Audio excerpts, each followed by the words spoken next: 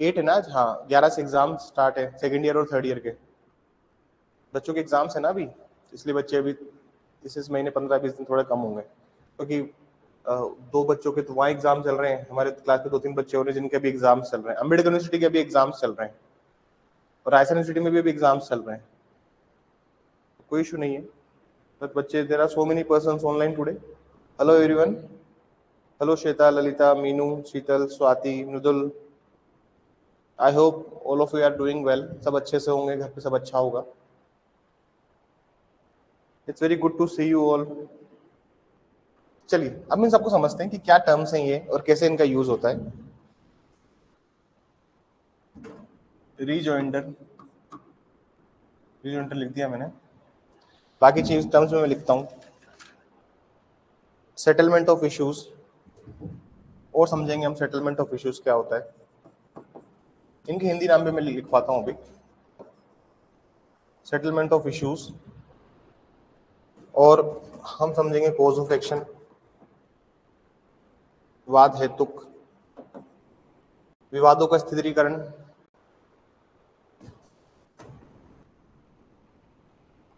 और एक दो टर्म्स और हैं, मैं उनको भी समझाता हूँ। अब थोड़ा सा आज की क्लास जो होगी वो बिल्कुल फंडामेंटल्स पे, आपकी सीपीसी के फंडामेंटल्स पे चलेगी। सीपीसी के जो फंडामेंटल्स हैं हम उस पर काम करेंगे आज। सब्जेक्ट मैटर क्या होता है, विषय वस्तु क्या होती है किसी भी चीज की, इसको भी हम समझेंगे। हम समझेंगे टाइटल को, हक को समझेंगे, हम समझेंगे मैटर इश्यू को,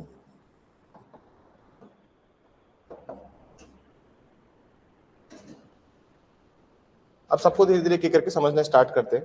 सबसे पहले हम टर्म पे आते हैं, किस पे, सेटलमेंट ऑफ इश्यूज, विवादों का स्थिरीकरण क्या होता है, पहले इसको समझिए। Good morning Lalita. सबसे पहले समझते हैं सेटलमेंट ऑफ इश्यूज क्या होता है, विवादों का स्थिरीकरण क्या होता है। देखिए इस बार जो एग्जाम में सवाल आया,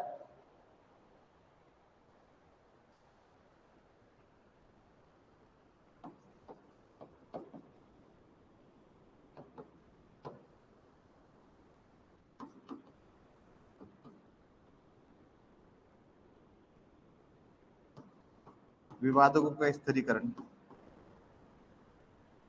री में छोटी मात्रा आएगी, बड़ी मात्रा की बार देख लीजिएगा, पर आई थिंक बड़ी ही मात्रा आती है, ठीक है ना सर। क्या होता है सेटलमेंट ऑफ इश्यूज,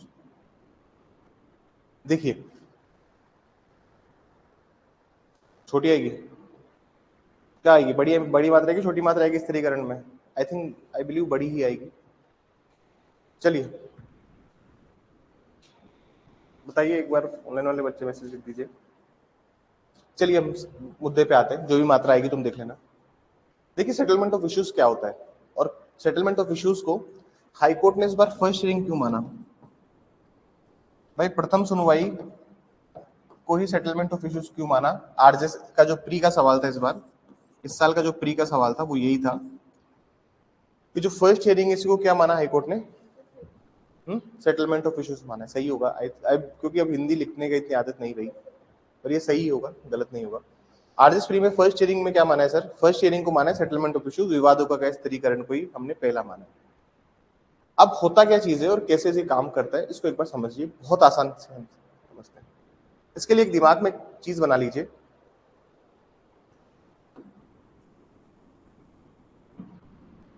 यहाँ पे sir cause of action arise हुआ आपका,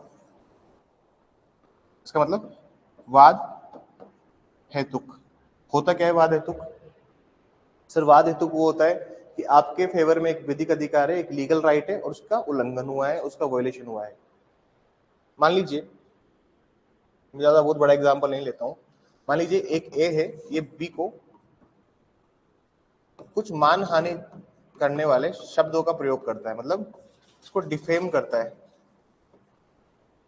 और डिफेम भी कौन सा करता है, स्लैंडर। दो तरह का होता है सर, बोलने वाला स्लैंडर और लीबल लिखने वाला। अभी एक वेब सीरीज आई है Maharaja, Maharaj, have anyone watched the, has anyone watched that web series. तो एक वेब सीरीज आई है महाराज, और कल मैं एक बहुत अच्छी मूवी देख रहा था, मैं आपको दिखाऊंगा वो मूवी, किसी दिन क्लास में स्क्रीनिंग करेंगे हम लोग। मूवी का नाम है, the movie name is Srikanth. अभी कल परसों ही OTT पे आई है, तो मैं कल रात को ऐसे ही बैठे बैठे देख, मैंने कहा क्या है देख। उसमें क्या होता है ना कि Srikanth is a blind person, वो अंधा होता है। तो उसमें एक डायलॉग मुझे बहुत अच्छा लगता है उसका। तो उसको क्या है, श्रीकांत को 4-5 लोग घेर के मार रहे होते हैं, मतलब 4-5 बच्चा छोटा होता है तब 4-5 लोग उसको पकड़ के मार रहे होते हैं। तो उसके पापा आके बोलते हैं कि बेटा जब तेरे को पता है कि वो तेरे को पीट रहे हैं तो तू भागा क्यों नहीं। हम्म। तो वो ऐसे कहता है कि पापा मैं अंधा हूं, मैं भागता तो कहाँ भागता, मुझे तो लड़ना ही पड़ेगा दुनिया से। मतलब मेरे लिए हर चीज आसान नहीं है, मेरे को तो लड़ना ही पड़ेगा इस दुनिया से। मतलब उसको उस डायलॉग से समझ में आती है कि आपको आपको फाइट करनी ही पड़ेगी।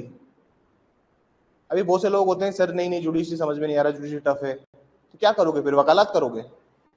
आप किसी भी क्षेत्र में चले जाइए, किसी भी फील्ड में चले जाइए, आपके लिए बहुत आसान नहीं है सारी चीजें। ये बात आप बिल्कुल शांति से समझ लीजिए। सबसे आसान है जुडिशरी की राह। हमारा एक स्टूडेंट, अभी एक मेंस के टाइम में एक स्टूडेंट आया, नाम नहीं लूंगा स्टूडेंट का, लेकिन उसको पहले दिन ही मैंने बता दिया कि आपको ये सब चीजें कीवर्ड्स लिखने पड़ेंगे, और मैं रटने को नहीं बोल रहा हूँ, लेकिन एटलीस्ट कीवर्ड्स लिखिए। लीगल अंडरस्टैंडिंग आपकी ठीक है, लेकिन कीवर्ड्स लिखना आपके लिए बहुत मैंडेटरी है। जनरली वो बच्चे जो थे कैटेगरी में थे, लेकिन एक अच्छे NLU से पास आउट होकर आए थे, तो उनकी क्या उस चीज पे कमांड थी। मतलब उनको लॉ की तो पूरी कमांड है, लेकिन कीवर्ड्स नहीं पता और लिखना कैसे आंसर, उसका trick and tips and trick नहीं पता उनको। वो सिर्फ अपना पेपर ऐसे दे के गए। तो मैंने उनको बताया कि देखिए देखिए सर, आपको अगर पेपर लिखना है, अगर आप अच्छे से पेपर देना चाहते हैं तो आपको कीवर्ड्स लिखने पड़ेंगे। तो वो कह रहे थे नहीं नहीं सर मैं जुडिशरी छोड़ रहा हूँ, मेरे को तो सर वकालत करनी जाके, मेरे को नहीं करना है सब। These were the words of that guy. तो मैंने कहा कहाँ वकालत करोगे, कि सर मेरे सीनियर दिल्ली में लॉ फर्म चलाते हैं और मैं वहीं जाके वकालत करूंगा। तो मैंने उनको पूछा, मैंने कहा अच्छा लॉ फर्म चलाते कितने रुपए देंगे, सर 40-45 हज़ार रुपए दे देंगे। मैंने कहा केसेस कैसे लेके आओगे, अपनी इंडिपेंडेंट प्रैक्टिस कैसे स्टार्ट करोगे। दिक्कत कहाँ आती है ना इंडिपेंडेंट प्रैक्टिस करने में, कि प्रैक्टिस कैसे स्टार्ट करोगे। भाई फैमिली में कोई एडवोकेट है तो हाँ शौक से जाओ वकालत करो, नहीं है कोई तो फिर जीवन में संघर्ष तो सर हैं बहुत सारे, लेकिन जुडिशरी का रास्ता सबसे आसान है। जिन बच्चों का अभी कम स्कोर है तो उनको परेशान होने की जरूरत नहीं। 6 महीने बाद एक APO की एग्जाम आ रही है, उसमें अपना जी और जान से उसको अपियर करना है। ये सोच के अगर आप करेंगे तो सर एग्जाम निकालेंगे। ये समझ लो कि यही अंतिम अपॉर्चुनिटी है। लो में क्या होता है ना कि बच्चे क्या करते हैं, डिप्रेशन में नहीं आते लो के अंदर ज्यादा, और उनको पता है ना कि कुछ नहीं हुआ तो वकालत कर लेंगे, end of the day. Depression में तब आते हैं जिस दिन वकालत करते हैं और वकालत में कुछ पैसा नहीं बनता है, जो सोच ही जाते हैं ना हम लोग। एक जो फॉल्स पिक्चर होती है दिमाग के अंदर कि कोर्ट में जाएंगे, वहां लड़ेंगे, कोर्ट में लोग भागे आ रहे हैं पीछे केस के लिए, धीरे धीरे नाम हो रहा है। अरे सर कुछ नहीं होता है, आपको अप्रोच ही नहीं करेगा कोई शुरुआत में। और कोई पार्टी, अगर आपके पास कोई बड़ी पार्टी भी आएगी तो पार्टी बोलेगी सर, अभी मेरे कुछ फ्रेंड्स एडवोकेसी करते हैं, उनके पास में जो केसेस आते हैं वो ऐसे कहते हैं कि गारंटी दे कि बेल हो जाएगी। कहां से देगा वो गारंटी, कहां से दे गारंटी, गारंटी का जो कोई शब्द ही नहीं है। तो बहुत संघर्ष है जीवन में। तो हम come to the basic point. तो अच्छी सीरीज है, मैं क्लास में दिखा दूंगा किस दिन। ऐसे थोड़े थोड़े स्ट्रेस को भी फ्री रखने का हम लोग काम करेंगे, ठीक है ना। ज्यादा स्ट्रेस लेने की जरूरत नहीं है, इजी पीजी पढ़ो, मस्त हो जाएगा सारा काम। तो वाद हेतुक सर आपको एक कॉज ऑफ एक्शन मिला है, और जैसे कॉज ऑफ एक्शन मिला कि पर्सन पहुंच गया कोर्ट में प्लेंट लेके,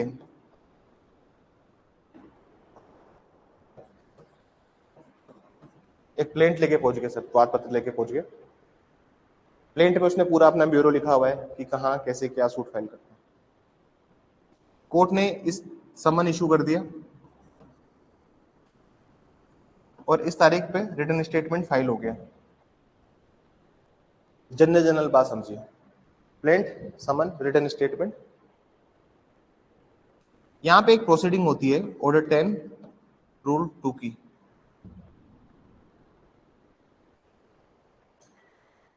यहाँ पे एक प्रोसीडिंग्स होती है ऑर्डर 10 रूल 2 की। इसमें क्या होता है, कोर्ट जनरली दोनों पार्टी से पूछता है कि हाँ भाई क्या मैटर है, हाँ भाई क्या मैटर है, दोनों का प्लेंट और स्टेटमेंट देख के। बहुत से लोग इसको फर्स्ट हियरिंग मानते हैं, बहुत सी बुक्स में बहुत सी आपको ये फर्स्ट हियरिंग मिलेगी, लेकिन हाई कोर्ट ने इसके बाद जो हियरिंग होती है, इसके बाद जो सुनवाई होती है वो होती है सेटलमेंट ऑफ इश्यूज की। विवादों के स्थिरीकरण की। तो जैसे हम क्रिमिनल में पहली हियरिंग किसको मानते हैं, चार्ज फ्रेमिंग को, वहीं पे अगर मैं पैरेलली क्रिमिनल का बनाता हूं, सर ये तो सिविल का फॉर्मेट है, अब क्रिमिनल में आइए एक बार। सर इस दिन ऑफेंस हुआ, कोई भी अपराध हुआ इस दिन को अपराध हुआ, 2 दिन बाद एफआईआर हो गई, ठीक है, एफआईआर दर्ज हो गई, यहाँ पे 161 के बयान हो गए, 164 के बयान हो गए, यहाँ पे पुलिस रिपोर्ट आ गई 173 2 में, पुलिस चार्जशीट फाइल हो गई, मजिस्ट्रेट साहब ने 191 बी में यहाँ पे कॉग्निजेंस ले लिया ऑन पुलिस रिपोर्ट, ठीक है, कॉग्निजेंस लेके 209 में केस को कर दिया कमिट, सुपुर्द कर दिया, जो भी न्यायालय केस का ट्रायल करेगा उसे। 209 में क्या करते हैं सर, केस को कमिट कर देते हैं, भाई जो भी कोर्ट ट्रायल करेगा उसको यहाँ पे कर दिया। फर्स्ट हियरिंग कब हुई, जब फ्रेमिंग ऑफ चार्जेस हुए, क्या हुए, जब फ्रेमिंग ऑफ चार्ज हुए तब क्या मानी जाएगी, फर्स्ट हियरिंग। जब आरोपों को आप गठित करोगे, कौन कौन से आरोप उसके ऊपर लगाए जाएंगे, उसको क्या मानोगे, फर्स्ट हियरिंग। जब आप फ्रेमिंग ऑफ चार्ज को फर्स्ट हियरिंग मानते हैं क्रिमिनल में, तो सिविल में भी फर्स्ट हियरिंग क्या हो गई, सेटलमेंट ऑफ इश्यूज। भाई सिविल केस में क्या होते हैं, विवादक होते हैं, इश्यूज होते हैं, और इधर क्या होते हैं, आरोप होते हैं, इधर चार्ज होते हैं।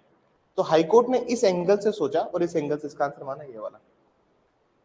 तो सेटलमेंट ऑफ इश्यूज लिखिए, विवादों का स्थिरीकरण, सेटलमेंट ऑफ इश्यूज, इसमें लिखिए,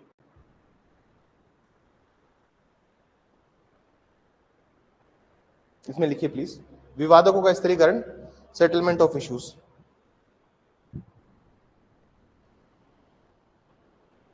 इसे प्रथम सुनवाई, इसे प्रथम सुनवाई माना जाता है, इसे प्रथम सुनवाई माना जाता है। This has to be considered as first hearing. This has to be considered as first hearing. This has to be considered as first hearing. लिखिए, This has to be considered as first hearing.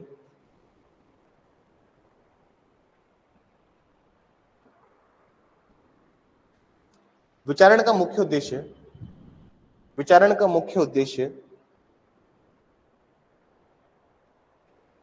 विचारण का मुख्य उद्देश्य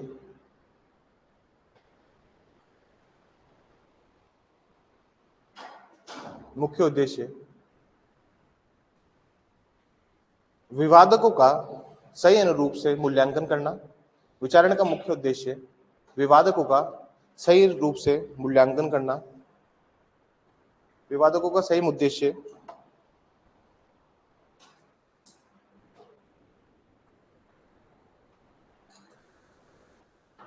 आगे लिखिए, आगे लिखिए,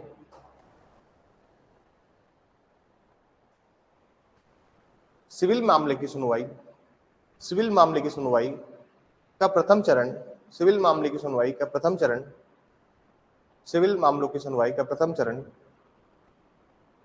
प्रथम चरण जिसके अंतर्गत सिविल मामलों की सुनवाई का प्रथम चरण जिसके अंतर्गत विवादकों का स्थिरीकरण, जिसके अंतर्गत विवादकों का स्थिरीकरण, विवादकों का स्थिरीकरण, विवादकों के स्थिरीकरण से है, विवादकों के स्थिरीकरण से है, जिसमें एक पक्षकार द्वारा, जिसमें एक पक्षकार द्वारा, जिसमें एक पक्षकार द्वारा किसी तथ्य या विधि की कोई, किसी तथ्य या विधि की कोई तात्विक प्रतिपादना, तथ्य या विधि की कोई तात्विक प्रतिपादना, तात्विक प्रतिपादना जहां जहां एक पक्षकार प्रतिज्ञात, जहां एक पक्षकार प्रतिज्ञात तथा दूसरा पक्षकार तथा दूसरा पक्षकार तथा दूसरा पक्षकार प्रत्याख्यात तथा दूसरा पक्षकार प्रत्याख्यात प्रत्याख्यात करता है, प्रत्याख्यात करता है। कहां तक लिखा हुआ है एक बार इंग्लिश को मैंने, this has to be considered as first hearing। आगे लिखिए, in the trial it should be pinpointed, in the trial it should be pinpointed and more focused upon and more focused upon and more focused upon and more focused upon the point of conflict, more focused upon on the point of conflict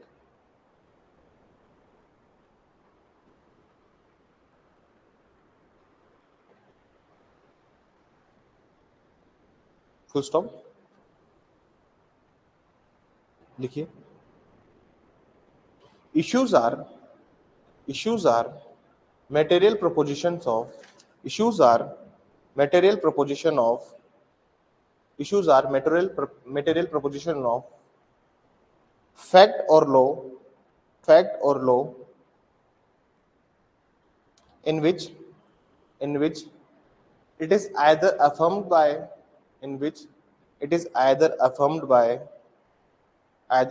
by one party and denied by affirmed होता है ना, affirmed by one party और denied by other party या तो एक party उसको स्वीकार करे। affirm मतलब तो क्या होता है, स्वीकार करना, जैसे हम मैंने हिंदी में लिखवाया प्रत्याघात करना और प्रतिज्ञात करना। प्रतिज्ञात मतलब होता है कि उसको एक्सेप्ट करना और प्रत्याघात मतलब होता है कि उसको डिनाई करना। ठीक है ना सर। देखिए सर, सेटलमेंट ऑफ इश्यूज सिर्फ यहाँ तक ही कन्फाइन नहीं है। अगर मैं सेटलमेंट ऑफ इश्यूज की बात करूं, कभी कभी सेटलमेंट ऑफ इश्यूज की स्टेजेस होती है। अभी ऑर्डर 14 भी पढ़ेंगे, लेकिन हम आज निशांत हम कुछ टर्म समझ रहे हैं। एग्जाम आपका नहीं है आज, पेपर्स कब से? मैं यही कह रहा था कि एग्जाम देने गए हैं बच्चे 11 तारीख से। लोकेश गाँव गए, आप भी चले जाएंगे आज 11 को जाओगे सीधे एग्जाम देने। चलो ठीक है। कितने पेपर होते हैं LLB 3 ईयर में? 9 पेपर, 8 पेपर होते हैं। अम्बेडकर से ना, उस दिन मैं गया था अम्बेडकर में, आपके वाइस चांसलर से मिलकर आया हूँ। अम्बेडकर यूनिवर्सिटी गया था मैं उस दिन, और इनके जो वाइस चांसलर है और एग्जामिनर कंट्रोलर है उनसे मैं मिलकर आया, यहीं अपने पास ही, अपने जस्ट पीछे ऑफिस है इनका। तो इनसे जब मैं मिला तो मैंने इनको फिर ये भी कहा कि सर आप लोगों ने थोड़ा सेमेस्टर सिस्टम तेज कर दिया है, इसको ऐसे ही मेंटेन करना, दिसंबर अक्टूबर नवंबर तक एग्जाम मत करवाया करो। तो बोले सर बहुत सारी अनियमितताएं थी, हमने 4-5 महीने खींचा है इसको पहले। अभी धीरे धीरे हम ये प्रयास है कि मई में एग्जाम हो जाए। नहीं, उन्होंने ये बोला कि कोरोना के टाइम पे डिस्टर्ब हो गया था। अभी हमारा ये प्रयास रहेगा अम्बेडकर यूनिवर्सिटी में कि मई में एग्जाम हो जाए, मई जून में एग्जाम हो जाए और बच्चों को इंटर्नशिप का भी टाइम मिले। हम इस तरह से इसको रेगुलेट कर रहे हैं। चलिए आगे चलते हैं, आगे की बात सुनिए और समझने का प्रयास कीजिए। देखिए,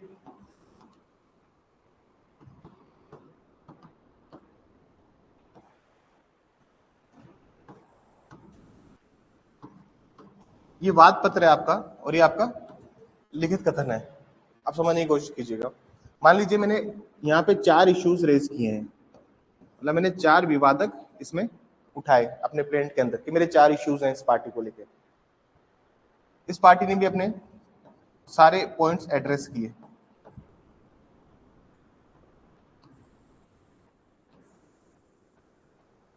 मान लीजिए ऑर्डर 10 रूल 2 की जब हियरिंग हुई, जो कि प्री ट्रायल होती है, मतलब विचारण करने के पहले की जो एक स्टेज है, उसके पहले की जो स्थिति है, अभी ट्रायल स्टार्ट नहीं हुआ है कोर्ट के अंदर, उसके पहले की जो स्टेज है मैं उसकी बात कर रहा हूँ। मतलब ये जो ऑर्डर 10 टू रूल 2 की स्टेज है, ये है रिटन स्टेटमेंट के जस्ट बाद, और सेटलमेंट ऑफ इश्यूज, विवादों को स्थिरीकरण के जस्ट पहले की स्टेज जो है यहाँ पे ऑर्डर 10 रूल 2 की स्टेज है। अब समझने की कोशिश कीजिए इसको। मान लीजिए कोई वाद पत्र है और ये एक पार्टी के, मान लीजिए कोर्ट ने यहाँ पे इसकी हियरिंग कर ली ऑर्डर 10 रूल 2 की। एक बार ऑर्डर 10 रूल 2 निकालिए बैरक में और पढ़िए कि क्या है ऑर्डर 10 रूल 2, क्यों इसको इतना पूछा एग्जाम ने।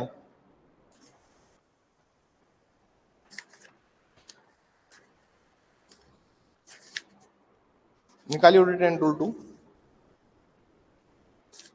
क्या बोलता है audit and 2? Oral examination of parties और कंपेनियन ऑफ पार्टीज, पक्षकार की या पक्षकार के साथी की मौखिक परीक्षा, ये रिकॉर्ड पे नहीं होती है सर, मतलब कोर्ट इसको दस्तावेज पे नहीं होती है। कोर्ट क्या करता है, जनरली पूछता है हाँ भाई क्या दिक्कत है, हाँ भाई क्या दिक्कत है। मान लीजिए एक पार्टी ने किसी के ऊपर डिफेमेशन का केस कर दिया है, इसने कुछ ऐसे कथन बोल दिए पब्लिकली जो कि डिफेमेशन बनाते हैं, मानहानि बनाते हैं। मानहानि के लिए उसने क्रिमिनल केस नहीं किया है, उसने किया है सिविल केस, पैसे लेने के लिए। समझ रहे हैं बात? अब मान लीजिए इसने 4 बातें बी के खिलाफ बोली है, 4 बातें बी के खिलाफ बोली है, तो पब्लिकली 4 बातें बोली है, ऑन रिकॉर्ड आ गई, वो 4 बातें सुन ली या किसी ने रिकॉर्ड कर लिया फोन में। केस चला तो बी ने अपने प्लेंट में दी, क्योंकि बी का क्या हुआ सर, डिफेमेशन हुआ है ना, और इन्हें अपना रिटन स्टेटमेंट दिया। इसने बोला कि इसने मेरे खिलाफ 4 बातें कही। अब दोनों पार्टीज कोर्ट में आ गई, क्या आपने पहली बात आपने ये बात इसके बारे में क्यों बोली? तो उसने बोला कि सर मैंने बोली क्योंकि जो मेरे पास जो सच है वो बोला। और आपको पता है कि अगर कोई भी किसी के खिलाफ ट्रुथ बोलता है, सच्चाई बोलता है, तो उसमें डिफेमेशन नहीं लगता। इस साल उसी के एक्सेप्शन से सवाल आया आरजेएस में, अगर आपने देखा हो तो, पब्लिक अथॉरिटी जिसके पास लॉफुल एक्साइज है, वहां पे उसने नोट लगा दिया था। तो सर वो उसने बताया कि उसने जनरली क्या बताया कि हाँ सर बोला, पहली बात मैंने बोली, मैं उस पर अटल हूं। इसने पहली बात का भी जवाब दे दिया कि हाँ सर मैंने कही। दूसरी बात इसने, आपने ये क्यों कहा, इसने बोल दिया सर ये बात मैंने इसलिए कही, इसने भी बोल दिया। अब तो तीसरी बात थी कि आपने ये बात क्यों कही, तो इसने कहते कि हाँ सर मैं इसके लिए शर्मिंदा हूं, ये बात मुझे नहीं कहनी चाहिए थी। क्या बोल दिया, ये बात मेरे को नहीं कहनी चाहिए थी, इसके लिए मैं शर्मिंदा हूं, मेरे से ज्यादा फ्लो में बात निकल गई। चौथी बात, आपने ये बात क्यों बोली कि हाँ सर ये बात तो सही है। तो इश्यूज ऑफ सेटलमेंट जो हुए हैं पार्टीज के बीच में, वो किस चीज को लेके हुए हैं सर? 3 चीजों को लेके इशू हुए हैं कि first, second and third. First, second and fourth, third का कोई इशू बनेगा क्योंकि उसने एडमिट कर लिया ना एडमिट। जब भी आप किसी फैक्ट को एडमिट कर लेते हो, उसको स्वीकृति प्रदान कर देते हो, भाई मैंने एडमिशन कर लिया भाई, हाँ चलो ठीक है, आपने ये बात बोली, हाँ सर ये बोली। जैसे आप एडमिशन करोगे, एक कोर्ट की मर्जी है, कोर्ट चाहे तो उस पर हैंड टू हैंड उसी टाइम जजमेंट दे सकता है। ये कोर्ट का प्योर डिस्क्रिशन है, न्यायालय जब चाहे उस पर एक जजमेंट दे सकता है। ये बात समझो सबसे पहले। दूसरी बात ये भी समझेंगे इसमें हम कि जब भी सेटलमेंट ऑफ इश्यूज होगा, विवादों का स्थिरीकरण किया जाएगा। आपकी ट्रायल किस दिशा में जाएगी, आपके इश्यूज जितने अच्छे से फ्रेम होंगे, आपका ट्रायल भी उसी अनुरूप होगा। जैसे मेंस में क्या होता है, मेंस में जब आंसर लिखते हैं तो उसमें जजमेंट राइटिंग आता है और ऑर्डर राइटिंग आता है। अब ऑर्डर में तो इश्यूज फ्रेम नहीं होते, लेकिन जजमेंट में तो इश्यूज फ्रेम करने पड़ते हैं आपको कि क्या इशू है। जब समझ में आ रही? तो जैसे जितने परफेक्ट आप इश्यूज, जितने अच्छे आप विवादों का निर्माण करेंगे, उनको फ्रेम करेंगे, उतना ही ट्रायल पिन पॉइंटेड होगी, मतलब उतनी ही प्रिसाइज और उतना ही अच्छी आपकी ट्रायल होगी, विचारण उतना ही सुलभ रूप से होगा। अगर आपने सेटलमेंट ऑफ इशू सही से नहीं किया तो केस पूरा खराब हो जाएगा। कल को तुम जज बनोगे तो settlement of issues very important चीज होती है। आपका पूरा ट्रायल सिर्फ इश्यू पे निर्भर करता है कि आप इश्यूज को अच्छे से सेटल करें। तो सेटलमेंट ऑफ इश्यूज में एक बार 14 रूल 1 पढ़िए, ऑर्डर 14 रूल 1 पढ़िए प्लीज। Order 14 rule 1।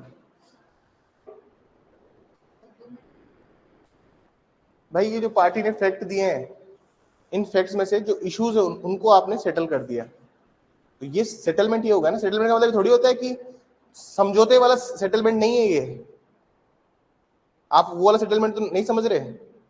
इसका सेटलमेंट का मतलब ये है कि फैक्ट्स दोनों पार्टीज ने जो इश्यूज फ्रेम किए हैं, उसको कोर्ट ने डिटरमाइन कर लिया कि हमें किस चीज के ऊपर आगे केस हमारा चलेगा। इन दोनों पार्टीज के बीच में विवाद की मुख्य वजह क्या है, वो इश्यूज को हमने सेटल किया है। 1, 2 और 4 के ऊपर ही अभी सिर्फ 3 इश्यूज बनेंगे इसमें, इशू नंबर 1, 2 एंड 4, क्योंकि 3 को तो सर क्या कर लिया उसने, एडमिट ही कर लिया। उसको तो क्या कर लिया, उसको तो स्वीकृति प्रदान कर दिया, उसको उसको बोल दे कि हाँ भाई एक्सेप्ट करता हूं। एक बार 14 रूल 1 पढ़िए।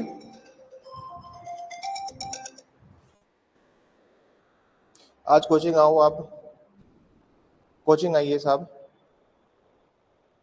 हाँ कोचिंग बता रही है।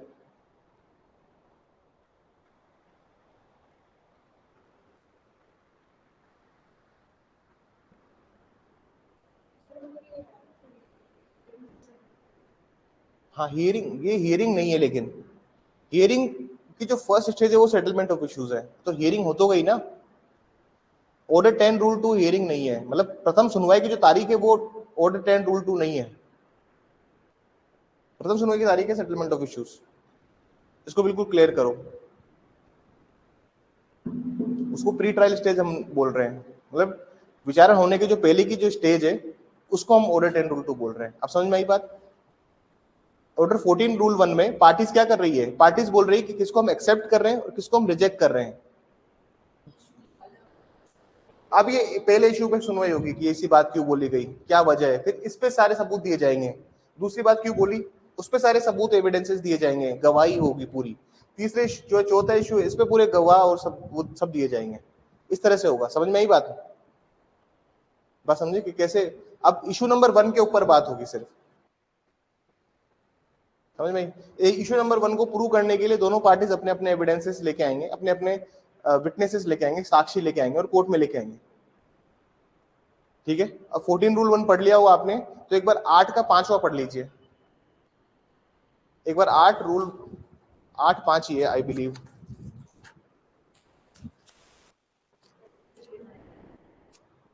8 का 5वां जो है उसका जो प्रोवाइजो पढ़िए उसका, 8 के 5 का प्रोवाइजो।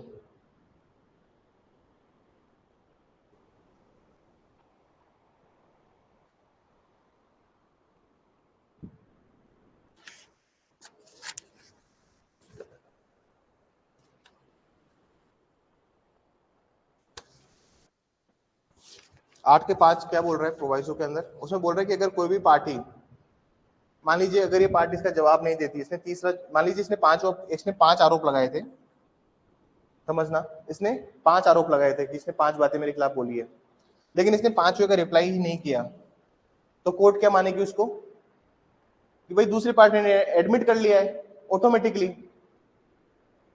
लेकिन कोर्ट चाहे तो बोल सकती है वादी को कि सब पांचों को साबित करो। ये 8 का 5 बोलता है। एक बार आप निकालिए ऑर्डर 14, ऑर्डर 14 निकालिए प्लीज। ऑर्डर 14 में आप निकालिए, देखिए सारे प्रोविजंस आप उसके वहां पे लिखते हुए चलिए, जो सेटलमेंट ऑफ इश्यूज लिखा है ना, इसमें क्या क्या पॉइंट्स आपको याद रखने हैं, सारे पॉइंट वहां पे लिखते हुए चलिए प्लीज, ठीक है ना।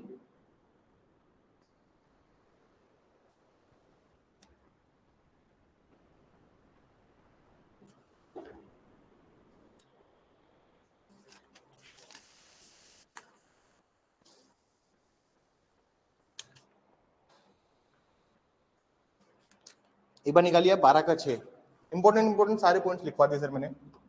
12 का रूल 6 सारे देखिए हमने कौन कौन से प्रोविजंस लिख दिए, मैं आपको भी दिखा देता हूँ। सेटलमेंट ऑफ इश्यूज में जो पॉइंट दिखाए मैंने आपको, 12 का rule 6, order 14 rule 1, order 8 rule 5 का प्रोवाइजो। अब क्या बोल रहा है, और 12 का 6 से बोल रहा है सर कि अगर कोई भी फैक्ट जो पार्टी ने एडमिट कर लिया है, क्या कर लिया सर, कोई भी फैक्ट जो पार्टी ने एडमिट कर लिया है, देखिए फॉर्म ऑफ एडमिशन 6, देखिए जजमेंट ऑन एडमिशन। मान लीजिए पार्टी ने बोला कि हाँ सर ये बात मेरे से गलती हो गई थी, ये बात मुझे नहीं बोलनी चाहिए थी। मान लीजिए इसने कोई फैक्ट मान लिया कि हाँ सर ये मुझसे गलती हो गई, ये बात इसने ये चीज एडमिट कर ली है यहाँ पे, ठीक है। पार्टी ने यहाँ पे क्या कर दिया सर, स्वीकृति दे दी है। तो जैसे ही स्वीकृति दिए, न्यायालय चाहे तो हैंड टू हैंड उस पर जजमेंट दे सकता है, समझ में ही बात। अब यहाँ पे डिस्क्रिप्शन है कोर्ट का, भाई केस की लास्ट सुनवाई होगी तो या तो चारों इश्यूज के साथ में जजमेंट दे, या फिर इसके ऊपर हैंड टू हैंड जजमेंट दे देगा, कहाँ पे, ऑर्डर 12 रूल 6 के अंदर। इस ये प्रीमिनरी डिग्री टाइप होगी, ये प्रीमिनरी डिग्री टाइप होगी, ये प्रीमिनरी डिग्री है, ये प्रारंभिक डिग्री है, और जब फाइनल डिग्री बनेगी तो इसका भी जिक्र होगा उसमें। देखिए जो प्रीमिनरी डिग्री होती है, अब प्रीमिनरी डिग्री क्या होती है वो भी सुन लीजिए सर। कुछ जगह ऐसी होती है जहां पे दो तरह की डिग्रियां मिलती, प्रीमिनरी डिग्री, एक सेकेंड, हाँ मृदुल बोलिए, लिखिए मैसेज लिखिए प्लीज, उसको मत छेड़िए, आप मुझे मैसेज लिखिए। आवाज नहीं आ रही, क्या हो रहा है?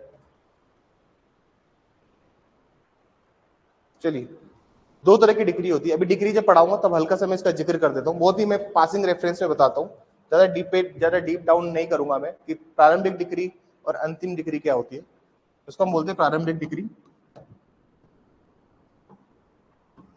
एक होती है सर फाइनल डिग्री।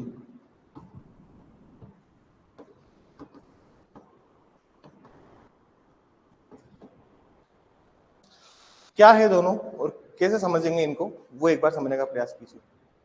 सर कुछ केसेस ऐसे होते हैं जहां पे कोर्ट को प्रीलिमिनरी डिग्री इशू करनी पड़ती है, और कुछ केसेस ऐसे होते हैं जहां कोर्ट को प्रीलिमिनरी डिग्री मतलब प्रारंभिक डिग्री निकालने की कोई आवश्यकता नहीं है। ये केस टू केस डिपेंड करता है। प्रारंभिक डिग्री जो होती है, मतलब मान लीजिए इस वाले इशू पे ले लेते हैं जो हम सवाल कर रहे हैं, हमारे कितने इशू बने वहां पे, 1 2 और 4। तो थर्ड नंबर का इशू है, ये ऑलरेडी इस पे ऑलरेडी स्वीकृति मिल गई है, इसको ऑलरेडी क्या कर लिया सर कोर्ट ने, इसको एडमिट कर लिया है। मान लीजिए इशू नंबर 3 के ऊपर कोर्ट ने एक प्रीलिमिनरी डिग्री दे दी। तो जब ये फाइनल में जाएगी सर, देखिए जो फाइनल डिग्री होगी वो किसके ऊपर आधारित रहेगी, प्रीलिमिनरी डिग्री के ऊपर। समझ में आई बात? आपकी जो फाइनल डिग्री बनेगी वो किस पर आधारित रहेगी, इसके ऊपर। यहाँ पे जो भी फैसला होगा वही फैसला वहां पे भी लिखा होगा। अगर मान लीजिए प्रीलिमिनरी डिग्री को ही आप कैंसिल कर देते हो, प्रीलिमिनरी डिग्री को ही, अगर प्रारंभिक डिग्री को ही आप कोर्ट से सेट असाइड, अपील में जाके सेट असाइड करा लाते हो, उसको निरस्त करा लाते हो, तो फिर फाइनल डिग्री भी ऑटोमेटिकली रद्द हो जाएगी ना। ये बात समझ में आई? अगर आपने प्रीलिमिनरी डिग्री का उसके ऊपर ऑब्जेक्शन अपील नहीं करी तो फाइनल डिग्री की भी आप अपील नहीं कर सकते। सेक्शन देखिए 96 है, शायद 96 निकालिए एक बार। हाँ, आप अपील में जा सकते हो, निष्पादन में अभी नहीं होगा, निष्पादन नहीं होगा इसका, फाइनल डिग्री के साथ होगा। एग्जीक्यूशन पे रोके, एग्जीक्यूशन पे रोके, उसका फाइनल के लिए वेट करना पड़ेगा। सेक्शन 96 देखिए शायद, if I am not wrong, 96 देखिए एक बार। उसमें लिखा हुआ है कि अगर आपने,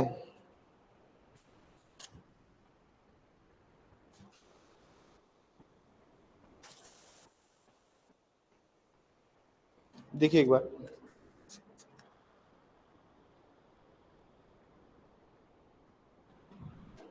नाइनटी सेवन देखिए, सॉरी 96 नहीं 97 देखिए। 97 क्या बोलता है, appeal from final degree when no appeal from preliminary degree. जहां प्रारंभिक डिग्री की अपील नहीं की गई है वहां अंतिम डिग्री की अपील। समझ में आ गई बात? तो पार्टी क्या कर सकती है सर, फिर फाइनल डिग्री की अपील नहीं कर सकती। मतलब आपने अगर इसकी अपील नहीं करी तो फिर आप उसकी अपील भी नहीं करोगे। अभी धीरे धीरे समझ में आएगी चीजें क्या किस तरह से मैं बता रहा हूँ। इन बिटवीन केसेस में प्रीलिमिनरी डिग्री और फाइनल डिग्री आ जाती है। ये जो डिग्री है, ये डिग्री, जैसे प्रीलिमिनरी डिग्री पहले आ गई, इशू नंबर 3 के रिगार्डिंग कोर्ट ने क्या किया सर, मान लीजिए आप जज साहब हो, आपने देखा कि किसी पार्टी ने कोई फैक्ट एडमिट कर लिया है, तो आप क्या करेंगे सर, उस पर हैंड टू हैंड एक जजमेंट दे सकते, और आपने जजमेंट दिया और जजमेंट की डिग्री आ गई प्रीलिमिनरी डिग्री। 97 क्या बोलता है, पढ़िए एक बार। Where any party agreed by any preliminary decree pass after the commencement of this code does not appeal from such decree, he shall be precluded from disputing its correctness in appeal which may be preferred in the final degree। जहां संहिता के प्रारंभ के पश्चात पारित प्रारंभिक degree से व्यवस्थित कोई पक्षकार ऐसी डिग्री की अपील नहीं करता है, वहां वह उसकी शुद्धता के बारे में अंतिम डिग्री के विरुद्ध की गई अपील के विवाद से प्रवृत्त रहेगा। मतलब की बात क्या है, मतलब की बात यह है कि सर जैसे मान लीजिए जो फाइनल डिग्री आएगी तो वो आएगी इशू नंबर 1 2 और 3 और 4 सबके लिए आएगी सर। जो इशू नंबर 3 है वो डिग्री तो ये है, तो मतलब अगर आप अपील में जाओगे तो फिर आप 3 के लिए अपील नहीं कर सकते, लेकिन आप 1 2 और 4 के लिए अपील कर सकते हो। बात समझ में आई? अरे सर ये तो फाइनल डिग्री में है ना, 1 2 और 4, तो 3 तो ऑलरेडी एडमिटेड था, तो सर घूम रहा है क्या? समझ में आ रहा है ना? समझ में नहीं आ रहा, दोबारा समझाओ। फोकस मत खोना, ठीक है ना, फोकस करोगे सब समझ में आ जाएगा। दोबारा समझते हैं सर, दोबारा समझिए, थोड़ा सा ऊपर से ना आ जाए बस आप लोगों के। बहुत थोड़ा सा मैं थोड़ा सा डीप में ले गया हूँ, सेटलमेंट ऑफ इश्यूज को वहीं पे खत्म नहीं किया मैंने। हमें थोड़ा और अंदर उसके जितने भी रिलेटेड प्रोविजन है हम उसको फिर पढ़ने लगे। अब दोबारा समझने की बात करना। सर प्लेंट रिटर्न स्टेटमेंट, मैंने 4 इश्यूज रेज किए, 1 2 3 4। केस था कि इसने खिलाफ इसके खिलाफ कुछ डिफेमेटरी स्टेटमेंट बोला है, कुछ मानहानिजनक कथन इसने पब्लिकली बोले हैं। एक उसने भी सर क्या किया, 1 का रिप्लाई किया, 2 का रिप्लाई किया, 3 का रिप्लाई किया और 4 का रिप्लाई किया। ठीक है, अभी 5वां पॉइंट मत समझना, ठीक है, अभी बस 4 ही समझो। 5वें पॉइंट का जिक्र 8.5 में किया है मैंने। जिसको 8.5 में क्यों 5वें पॉइंट का जिक्र किया है वो समझ में आ रहा है तो समझ में आ रहा है। उसको समझ में आया था कि ऑर्डर 8 रूल 5 पे मैंने क्यों इसका जिक्र किया था। अगर आपने जवाब नहीं दिया तो एडमिट माना जाएगा, इसलिए मैंने 8.5 का जिक्र किया था। लेकिन अभी आप मोटा माटी ये समझो कि हमने 4 इशू रेज किए थे। कोर्ट ने ऑर्डर 10 रूल 2 की जब पहली आपकी वो पहली बार पार्टीज को बुलाया गया कोर्ट के अंदर, कोर्ट ने देखा कि हाँ भाई क्या फैक्ट है। कोर्ट ने बोला कि आपके खिलाफ ये आपने ये स्टेटमेंट क्यों बोला कि हाँ सर मेरे पास वजह है बोलने की, मैंने इसका रीजन लिखा है। दूसरा, आपने क्यों बोला, हाँ सर इसकी भी वजह है। सर तीसरा सर गलती से निकल गया, मैं इस पर एडमिट करता हूँ कि मुझसे यहाँ पे गलती हो गई। चौथा, हाँ सर ये इसकी भी वजह है क्यों बोला। जो फैक्ट इसने एडमिट कर लिया, हैंड टू हैंड उस पर क्या हो सकता है सर, जजमेंट कोर्ट निकाल सकता है। कहां निकालेगा, ऑर्डर 12 रूल 6, समझ में आई बात।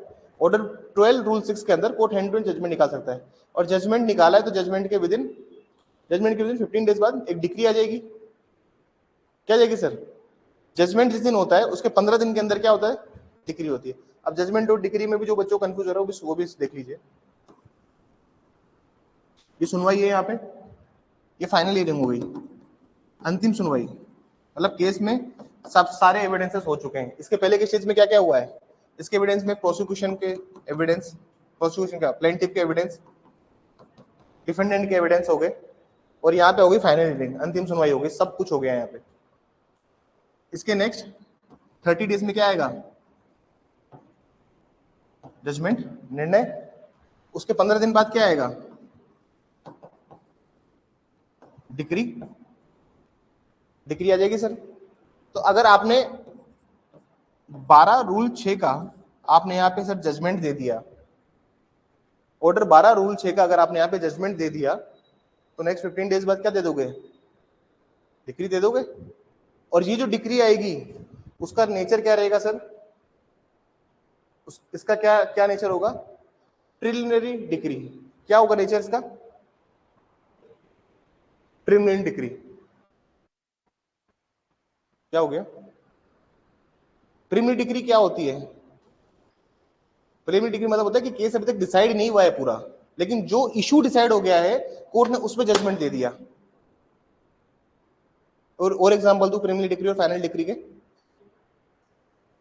97 में ये है कि अगर आपने प्रिलिमिनरी डिक्री की अपील नहीं करी तो जब फाइनल डिक्री में वो एक बार और लिख के आएगी तो आप इसकी इस टाइम अपील नहीं करेंगे। मतलब अगर आपने इशू नंबर 3 जब कोर्ट ने डिसाइड कर दिया था, अगर आप इसकी अपील में नहीं गए, अगर आप इसकी अपील में नहीं जाते, तो फिर जब फाइनल डिक्री आएगी, जहां पे कोर्ट, फाइनल डिग्री का मतलब होता है कि सारे इश्यूज डिसाइड कर दिए कोर्ट ने, एक इशू नंबर 1 2 3 4, 3 तो ऑलरेडी कोर्ट ने डिसाइड कर दिया था पहले ही प्रिलिमिनरी डिग्री में ही, तो इशू नंबर 1 2 और 4, इशू नंबर 1 2 और 4 जो फाइनल डिग्री में कोर्ट ने दिया है, आप उसके अगेंस्ट अपील में नहीं जाएंगे।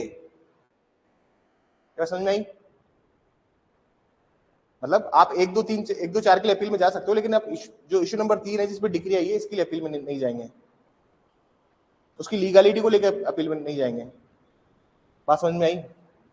अगर आप किसकी डिग्री होती, हाँ डिग्री हो तो गई ना, अच्छा फाइनल डिग्री, प्रीलिमिनरी तो हो तो गई ना, प्रीलिमिनरी डिग्री है तो सही। अगर उस टाइम पहले अगर अपील में चले जाते अपन, हाँ तो जा सकते थे उस टाइम अपन, अब नहीं कर सकते। समझ में आई बात, हाँ 1 2 4 के लिए आप अपील जाओ, उनको कोई नहीं रोकेगा। अगर आपने प्रीलिमिनरी डिग्री की अपील पहले नहीं करी तो अब भी नहीं करेंगे। तो जनरली बात क्या होती है कि अपील जो है वो लीगलिटी के ऊपर है। देखिए एक बार पढ़िए आप 97, किस चीज की अपील नहीं होगी वो पढ़िए, 97 पढ़िए एक बार, लिखा हुआ ना, he shall be precluded from disputing its correctness in any appeal which may be preferred from the final decree। मतलब अब यहाँ पे जो ये बात लिख रहा है उसकी लीगलिटी के ऊपर, मतलब उसकी शुद्धता की जो बात कर रहा है वो समझो वो क्या बात है। सर ये बात जो कर रहा है ये इसके रिगार्डिंग ये बोल रहा है कि आपने जो इशू नंबर 3 में, आपने जो इशू नंबर 3 की जो अपील थी, जैसे मान लीजिए कोर्ट ने गलत एविडेंसेस ले लिए,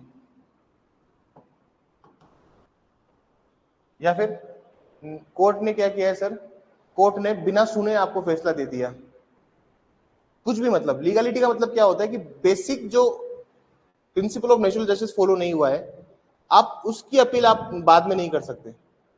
उसके गुणागुण की, मेरिट्स की बात नहीं कर रहा है ये, आप मेरिट्स की अपील करो, उसकी जो मेरिट है उसकी अपील कर सकते हो। मैं ज्यादा डीप में तो नहीं जा रहा। लीगलिटी का मतलब क्या होता है वो समझिए। मतलब मान लीजिए कोर्ट के पास में जुडिक्शन नहीं था और कोर्ट ने ये इशू डिसाइड कर दिया, पहले आप नहीं गए और अब आप जाना चाहते हो, तो आपको पहले जाना चाहिए था। अगर आपको लगता है कि जुडिक्शन नहीं था तो पहले जाना चाहिए था, अब बाद में नहीं जाओगे। लीगलिटी का देखिए इसमें जो वर्ड्स हैं उनको आप 97 पढ़िए एक बार। Where any party aggrieved by the preliminary decree passed after the commencement of this court does not appeal from such decree, he shall be precluded from disputing its correctness in appeal. Any appeal which may be preferred in final. देखिए वह उसकी शुद्धता के बारे में अंतिम degree के विरुद्ध की गई अपील में विवाद करने से प्रवारित रहेगा।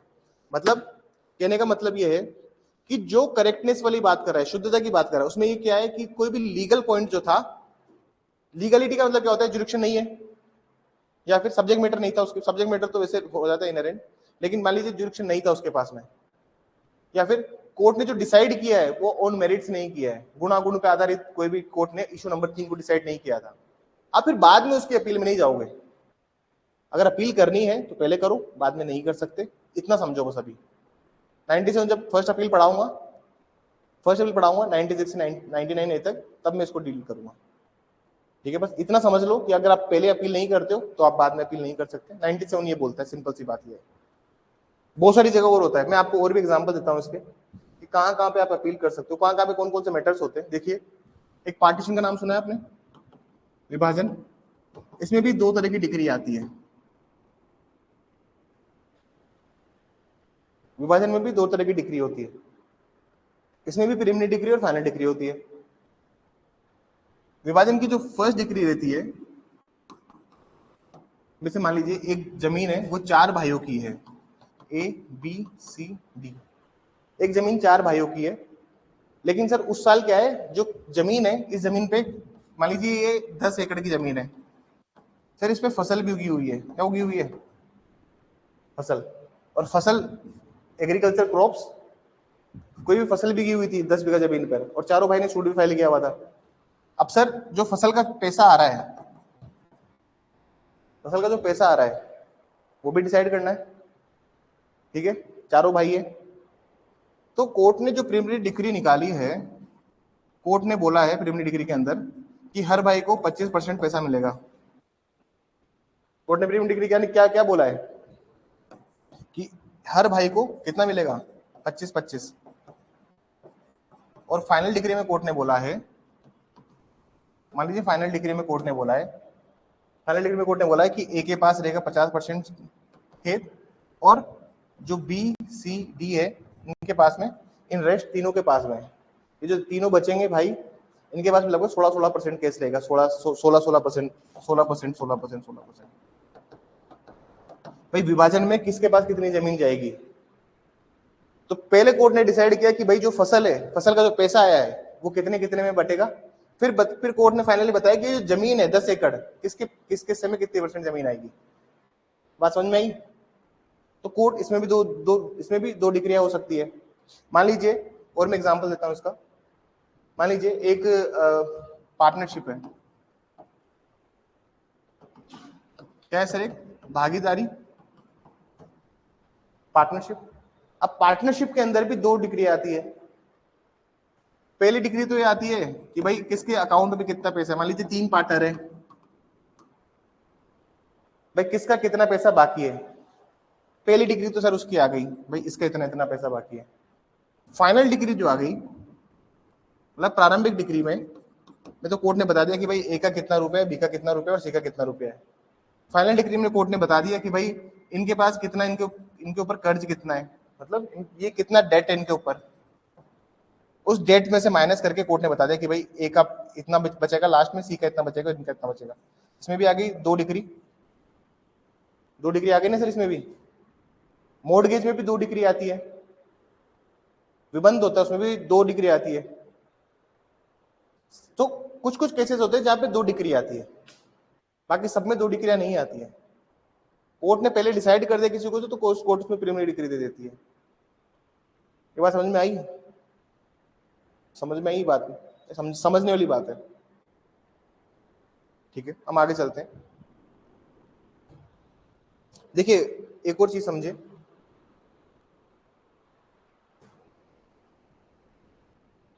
जी जब कभी भी इश्यूज डिसाइड होते हैं, जैसे मान लीजिए सबूत का भार किस पर होगा, ये बताइए मुझे। मान लीजिए ए ने 4 इश्यूज रेज किए थे और बी ने चारों का जवाब दे दिया सर। अब आगे दूसरे टॉपिक समझते हैं। सबूत का भार मतलब बर्डन ऑफ प्रूफ।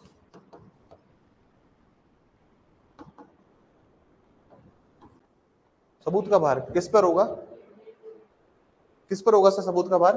ए पर होगा, जिसने वाद पत्र दिया है, जिसने प्लेंट दी है, सबूत का भार भी सर इसी पे होगा। बात समझ में आ रही है?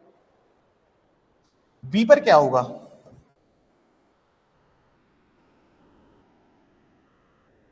बी पर क्या होगा सर? इसके ऊपर होगा ओनस ऑफ प्रूफ। हम्म, जी अलग अलग सेक्शन है इसके ओनस ऑफ प्रूफ। एक सबूत का भार ही होता है जनरली। क्या होता है, मैं आपको इसका एक एग्जांपल देता हूं कि बर्डन ऑफ प्रूफ और ओनस ऑफ प्रूफ में क्या अंतर होता है। समझने की बात है और समझने का प्लीज प्रयास कीजिएगा। ठीक है सर। सबूत का भार जो होता है ना वो निश्चित रहता है, लेकिन ये हमेशा बदलता रहता है। जैसे सबूत का भार हमेशा किस पे होगा? ए पर होगा। इसको अपना केस साबित करना है। मान लीजिए इसने कुछ से केस साबित करके केस को इधर ले गया, ये ए अपने फेवर में केस ले गया, तो फिर बी यहाँ पे कोई बात बोल के केस को इधर लेके आएगा, फिर वापस ए अपना कोई सबूत देगा, फिर बी अपना कोई सबूत देगा। पार्टीज हमेशा ऐसी चलती रहती है सबूत के भार के ऊपर। जब आप जजमेंट राइटिंग लिखेंगे तो वहां पे इश्यूज के बाद में आपको ब्रैकेट में लिखना पड़ेगा कि भाई सबूत का भार किसके ऊपर है, बर्डन ऑफ प्रूफ किसके ऊपर है। ठीक है, समझ में आए? हम अगले टॉपिक पे आते हैं।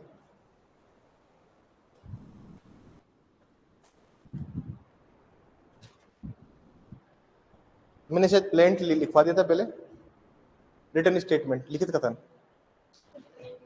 लिखवाया था ना, प्लेंट लिखवा दिया था ना, प्लेंट रिटर्न स्टेटमेंट लिखिए। पुरानी क्लास की बात कर रहा हूँ, पहले क्लास ली है तो लिखवाया है प्लेंट उसमें मैंने।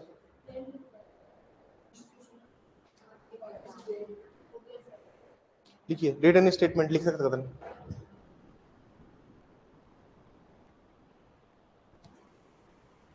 लिखित कथन को लिखित कथन में लिखित कथन में हाँ हाँ नया एक हेडिंग डाल लीजिए, लिखित कथन।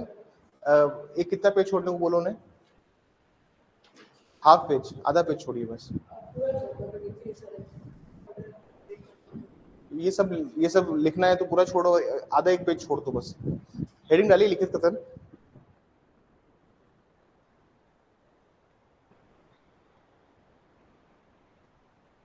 इसमें लिखिए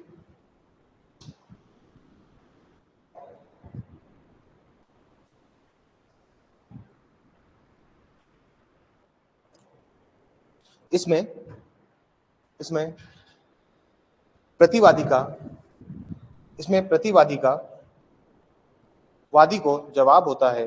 इसमें प्रतिवादी का वादी को जवाब होता है। इसमें प्रतिवादी का वादी को जवाब होता है। इसमें प्रतिवादी का वादी को जवाब होता है। इसके अंतर्गत इसके अंतर्गत प्रारंभिक आपत्ति इसके अंतर्गत प्रारंभिक आपत्ति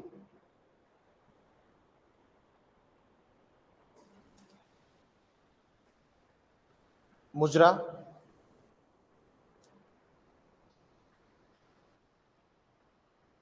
वाद के गुणा गुण पर जवाब, वाद के गुणा गुण पर जवाब, तथा प्रतिदावा भी, तथा प्रतिदावा भी, तथा प्रतिदावा भी सम्मिलित किया जाता है, तथा प्रतिदावा भी सम्मिलित किया जाता है।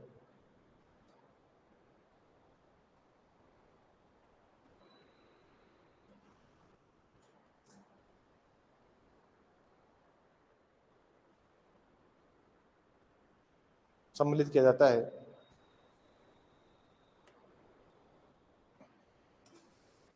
इंग्लिश में लिखिए, it is a reply to, it is a reply of defendant, it is a reply of defendant,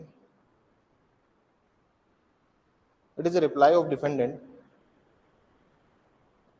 to the plaintiff, it is a reply of defendant to the plaintiff, it includes preliminary objection, it includes preliminary objection, it includes preliminary objection, comma set off, comma reply on merits, and counterclaim, अब चारों term समझिए sir एक बार। सबसे पहले term क्या लिखवा है मैंने, प्रिलिमिनरी ऑब्जेक्शंस। ठीक है सर, जब जो बच्चे लिमिटेशंस पढ़े, लिमिटेशन एक्ट पढ़े मुझसे, उनको पता होगा कि प्रिलिमिनरी ऑब्जेक्शन क्या होता है। इसके ऊपर जो प्रारंभिक आपत्ति है ये क्या होती है, इसको मैं पहले भी बता चुका हूँ।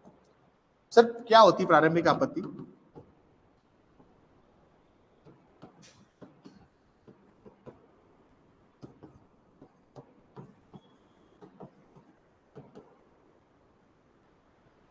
क्या होती है प्रारंभिक आपत्ति, इसको सुनिएगा एक बार। सर जब भी कोई केस डिसाइड होता है, जैसे मान लीजिए एक आरजेएस का सवाल था,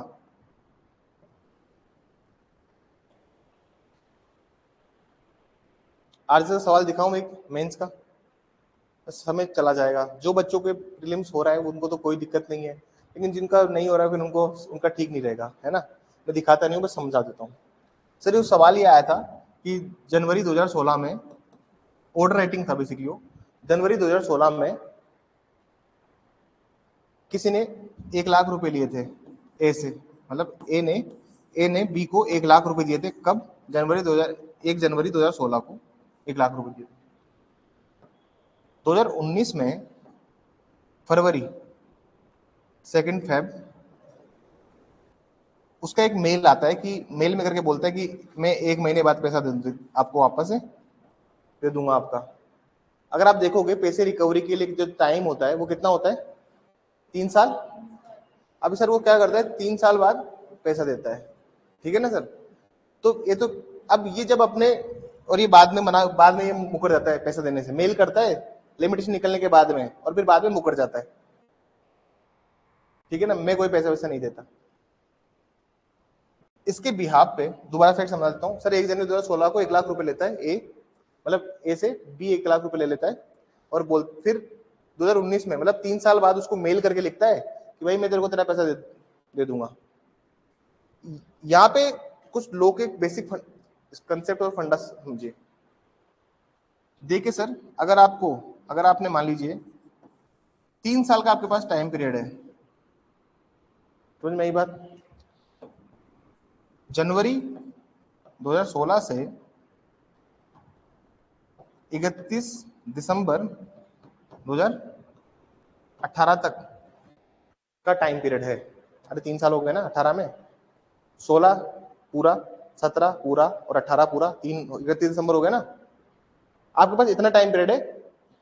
अगर मान लीजिए वो इस टाइम पीरियड के बीच में आपको मैसेज करता है, मेल करता है कि हाँ भाई तेरा पैसा दे दूंगा, तो जिस दिन उसने मैसेज किया उस दिन से वापस से क्या हो जाता है, 3 साल बढ़ जाता है। ये एक्नॉलेजमेंट है सेक्शन 18 का, लिमिटेशन एक्ट। लेकिन सर अगर टाइम पीरियड निकल जाए, और टाइम पीरियड निकलने के बाद वो फरवरी में क्या बोल रहा है कि तेरा पैसा मैं दे दूंगा, फरवरी 19 में बोल रहा है ना सर। एक बार जब समय निकल जाए और फिर अगर कोई पार्टी एक्नॉलेज करती है तो फिर वो कहां जाए, उसको कहां जाना होगा, कॉन्ट्रैक्ट के 25 में जाना पड़ेगा, जहां पे उसको लिख के देना पड़ेगा तब जाके टाइम पीरियड बढ़ता है। अरे जो समय बाधित मतलब टाइम बार्ड जो पैसा है वो उसकी भी डेट फिर से स्टार्ट हो जाती है अगर आप समय के बाद लिख के देते हैं। उसको कॉन्ट्रैक्ट में लिखा हुआ है, इसको बोलते हैं पास्ट कंसिडरेशन, है ना, पूर्व प्रतिफल। मैंने पढ़ाई की आपको कॉन्ट्रैक्ट में भी। ये टाइम बार्ड डेट को भी आप लिमिटेशन बढ़ा सकते हो कॉन्ट्रैक्ट में जाके, लेकिन लिमिटेशन तो खत्म हो गया था इसका। अब इसके ऊपर क्या होता है सर, सवाल ये यार जिसका मेंस का है मैं उसको लास्ट ईयर ही पूछा है, मैं आपको बता रहा हूँ। अब सर वो क्या करता है, अब ये मेल कर देता है लेकिन पैसा नहीं देता 1 महीने बाद। सर ये प्लेंट फाइल करता है, ये वाद पत्र लगाता है, सुनना और समझने की कोशिश करना। उसमें ये पूरी चीजें लिखता है कि इसने तब तब पैसा लिया, फिर इसने तब तब मेरे को देने का बोला, इसने पैसा नहीं दिया। ये रिटर्न स्टेटमेंट फाइल करता है और एक चीज लिखता है इसमें, ये जो सूट है ना सर, ये क्या है सर, बार्ड है बाय लिमिटेशन, बार्ड बाय लो है। ये सूट क्या है सर, बार्ड बाय लो, इसलिए और लिमिटेशन की वजह से, परिसीमा की वजह से सर ये इस केस को आप, तो ये जो उठा रहा है, ये उठा रहा है सर प्रारंभिक आपत्ति। केस को तो बाद में सुना जाएगा, अरे केस को तो बाद में सुनो, पहले ये देखो, ये जो केस जो फाइल किया है इसने लिमिटेशन के बाद फाइल किया है। सूट में लिमिटेशन बहुत स्ट्रिक्टली लागू होता है। अगर मान लीजिए समय पीरियड टाइम पीरियड निकल गया तो सूट नहीं फाइल कर सकते। आप अपील फाइल कर लो, एप्लीकेशन फाइल कर लो टाइम पीरियड निकलने के बाद में, लेकिन सूट नहीं फाइल होगा। ये बात समझिए। एक बार ऑर्डर 7 रूल 11 का डी पॉइंट देखिए जाके, ऑर्डर 7 रूल देखिए, देखिए ऑर्डर 7 रूल 11 का डी पॉइंट देखिए जाके।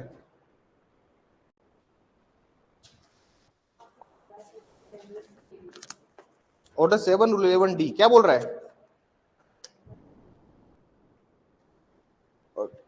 तो बच्चों को समझ में ही नहीं आया पेपर में कि इसमें ऑर्डर राइटिंग किस चीज की करनी है। अरे सर किस चीज की ऑर्डर राइटिंग करनी थी, रिजेक्शन ऑफ प्लेंट की ऑर्डर राइटिंग करनी थी, है ना। ऑर्डर राइटिंग होगा सर क्योंकि पार्टी ने क्या लगा दी है, एप्लीकेशन लगा दी है। देखिए सर इसमें लिखा हुआ है ना, जब वाद पत्र के कथन से प्रतीत होता है कि किसी विधि द्वारा,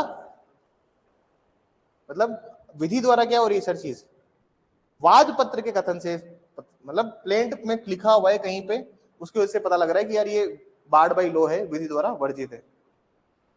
जो पार्टी जो लगा रही है वो क्या है सर, इस पार्टी ने क्या लगाया है, ये प्रिलिमिनरी ऑब्जेक्शन, प्रारंभिक आपत्ति। अरे सब केस को बाद में सुनो, पहले इसको देखो।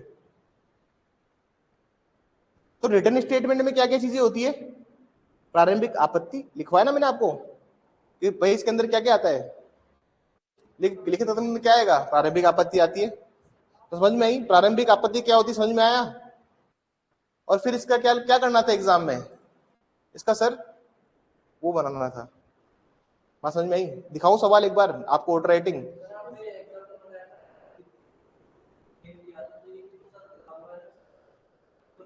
रिटर्न होना चाहिए, साइन होना चाहिए, रिटर्न और साइन। अब मेल किया है, मेल को कोर्ट माने नहीं माने क्या फर्क पड़ेगा, लेकिन कॉन्ट्रैक्ट में तो साफ लिखा हुआ है ना कि उसके लिखित होना चाहिए, वो चीज लिखित इन रिटर्न फॉर्म में होनी चाहिए और साइन होनी चाहिए। मेल में साइन होता है क्या, होता है क्या मेल में साइन। अब कोर्ट माने नहीं माने, लेकिन अभी इसका तो जजमेंट है नहीं, कोई कोई इस पॉइंट पे कोई जजमेंट नहीं है। और देखिए वो बात ये होती है फिर कि अब कोर्ट मानता है नहीं मानता, उसके ऊपर डिपेंड करता है। नहीं भी मान सकता, लेकिन हम तो नहीं मानते। अरे हम हाई कोर्ट है क्या, आप कौन हो, सिविल जज, तो आप मानोगे, बुद्धि लगानी है आपको अपनी। हाई कोर्ट का कोई कोई फैसला है ऐसा नहीं है, तो फिर तुम अपनी बुद्धि मत लगाओ, और स्मार्टनेस नहीं चलेगी। सवाल दिखा देता हूँ एक बार, सवाल देख लो, समझ देखो, लो की अंडरस्टैंडिंग एक दिन में नहीं डेवलप होती है।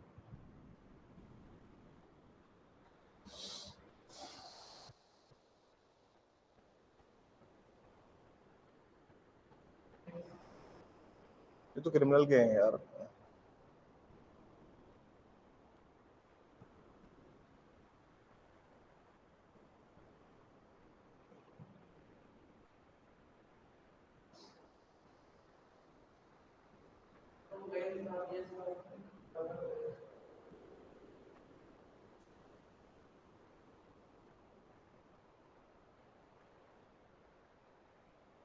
देखते हैं कौन सा पेपर है। हाँ अरे यार ये लो पेपर 1 है ना, हाँ ठीक है यही है, पर ये नहीं खोलना है, 21 का खोलना है। इसी की बात कर रहा हूँ मैं। ये सिविल है क्या?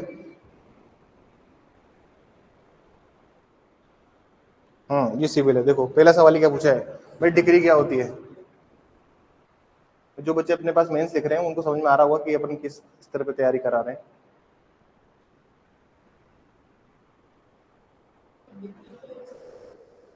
देखिए कॉपी कितने पन्नों की आती है एग्जाम में।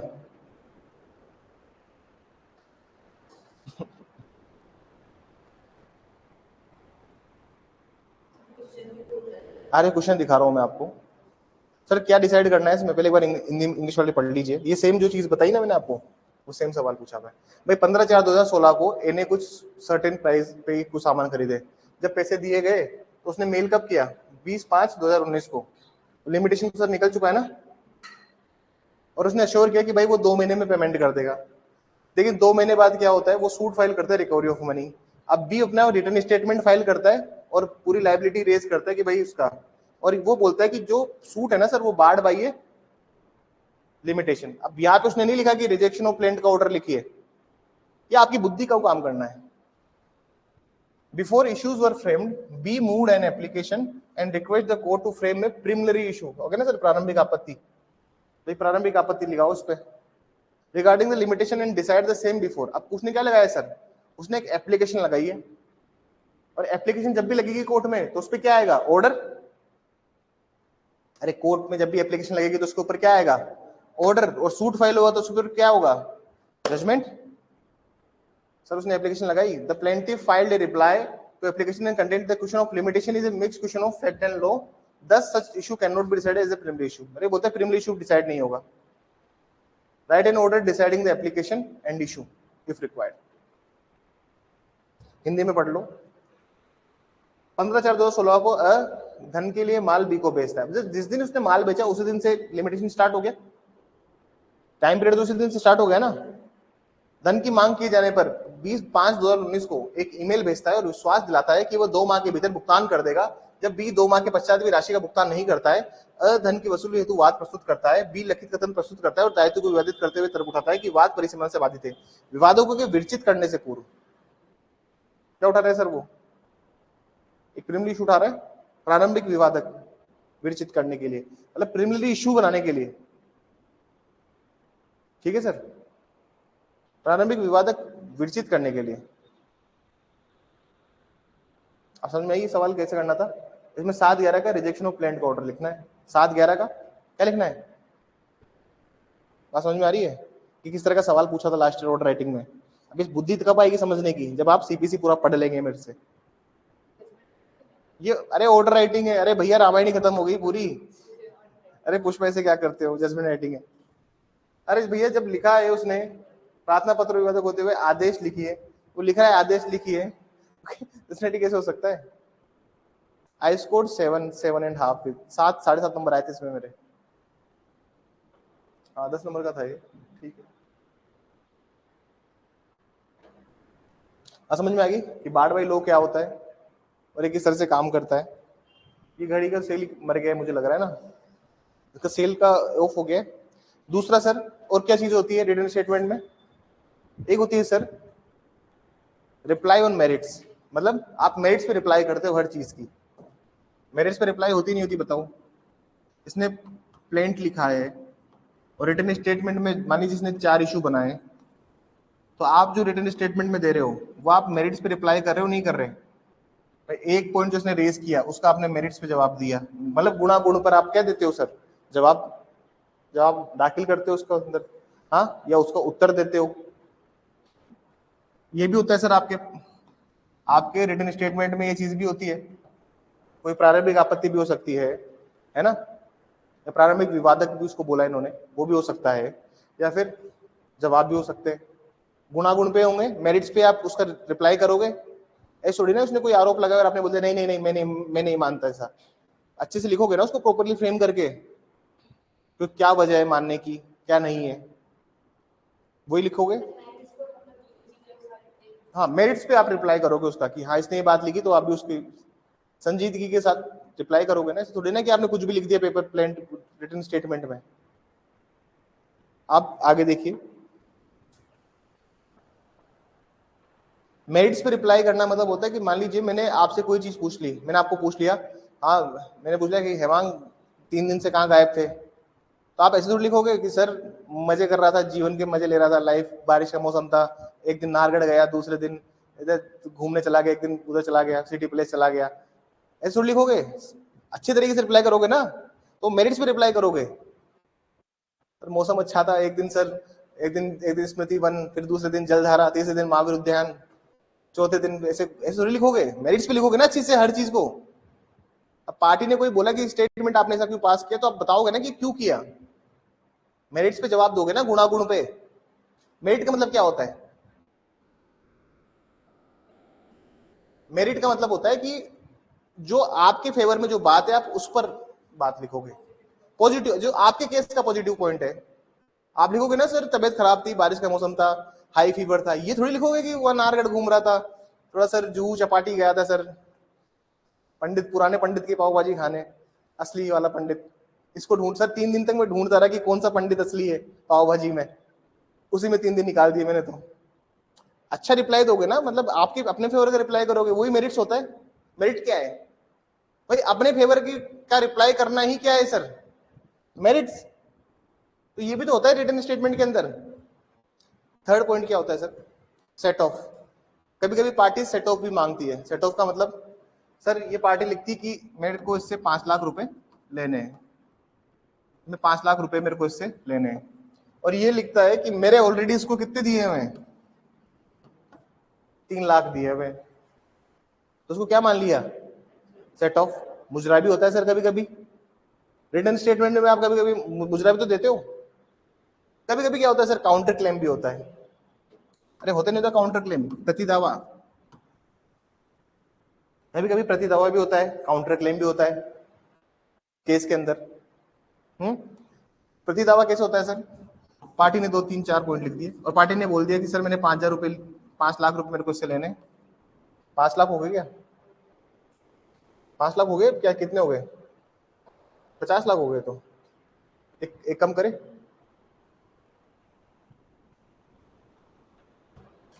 और इसने सर लिख दिया कि भाई मेरे को, मैंने इसको ऑलरेडी 7 लाख रुपए दिए हुए हैं,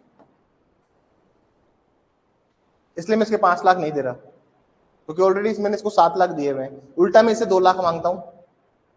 तो ये क्या है? प्रति दावा। ये सिर्फ पैसों तक ही सीमित नहीं है, और भी चीजों के हो सकता है, तब पढ़ेंगे तब डिटेल में बताएंगे। लेकिन रिटर्न स्टेटमेंट में सब चीजें भी होती है। कल कोई केस खत्म हो जाएगा तो ये क्या बन जाएगा? ये बन जाएगी प्लेंट, और ये क्या बन जाएगा? अरे कल वो कोर्ट ने बोला कि नहीं नहीं नहीं हम केस नहीं बनाते, लेकिन ये बोल सकते ना कि सर अब मैं बनूंगा प्लेंटिफ, इसको बनाओ डिफेंडेंट। ये तो बात हुई इसकी। अब एक और चीज हम देखते हैं, रेप्लीकेशन। लिखिए थर्ड पॉइंट, रेप्लीकेशन क्या होता है? लिखिए प्रत्युत्तर। प्रत्युत्तर क्या होता है?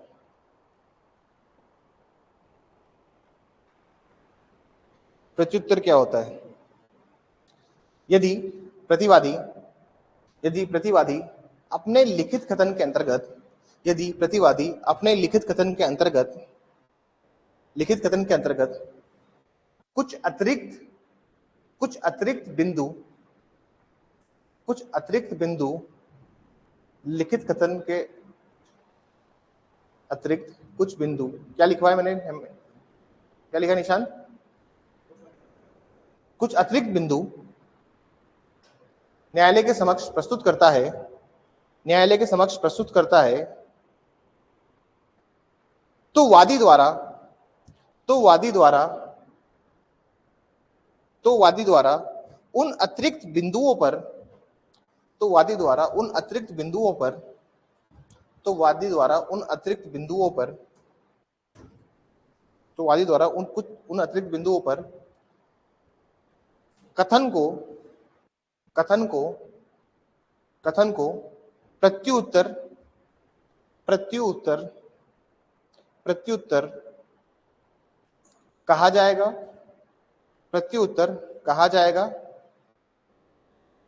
तथा इसे अतिरिक्त अभिवचन माना जाएगा, तथा इसे प्रत्युत्तर कहा जाएगा, तथा इसे अतिरिक्त अभिवचन माना जाएगा, तथा इसे अतिरिक्त अभिवचन माना जाएगा, तथा इसे अतिरिक्त अभिवचन माना जाएगा, अतिरिक्त अभिवचन माना जाएगा।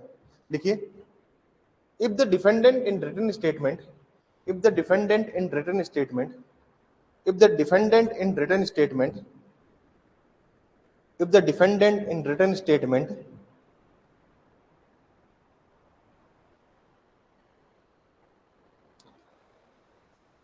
has put some additional points has put some additional points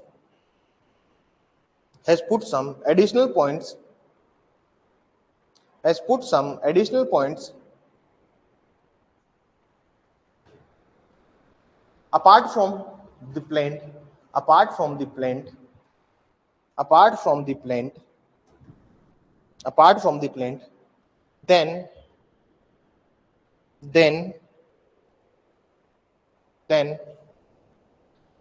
a subsequent reply filed by plaintiff then a subsequent reply filed by plaintiff then a subsequent reply filed by plaintiff subsequent reply filed by plaintiff is known as replication is known as replication, and it is part of additional pleading and it is part of additional pleading and it is part of additional pleading। देखिए sir क्या होता है replication.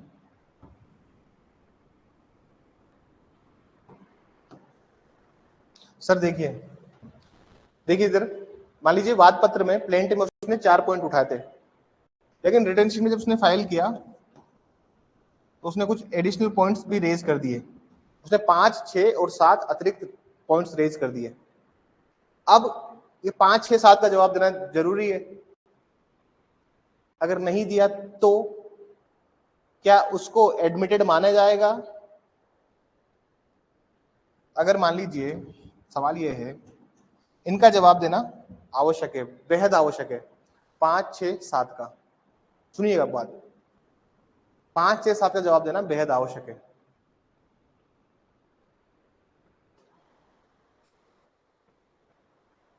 पांच 6, 7 का जो जवाब दे रहा है आपका, इसको क्या कह रहे हैं सर? रेप्लिकेशन या प्रत्युत्तर रेप्लिकेशन। ये कौन दे रहा है सर? आपका वादी दे रहा है जवाब। अगर वादी रेप्लिकेशन प्रत्युत्तर ना दे, अरे सर इधर देखिए, समझिए इधर, अगर वादी प्रत्युत्तर ना दे इसका क्या प्रभाव पड़ेगा? क्या इसका 8-5 पर प्रभाव पड़ेगा? क्या आप कहोगे सर नहीं अगर उसने जवाब नहीं दिया तो 8-5 लग जाएगा? सवाल ये है, बताइए आप लोग, बताइए ऑनलाइन वाले बच्चे। मान लीजिए अगर ये एडिशनल पॉइंट्स का रिप्लाई नहीं करता वादी, तो क्या 8-5 लागू होगा? हाँ जी बताइए, मीनू बताइए, शीतल बताइए, क्या 8-5 लागू होगा? कौन कौन कहता है होगा? डिस्कशन नहीं, आंसर स्पष्ट है। आप दोनों को लगता है होगा, आपको नहीं होगा? आपको क्यों नहीं होगा? हाँ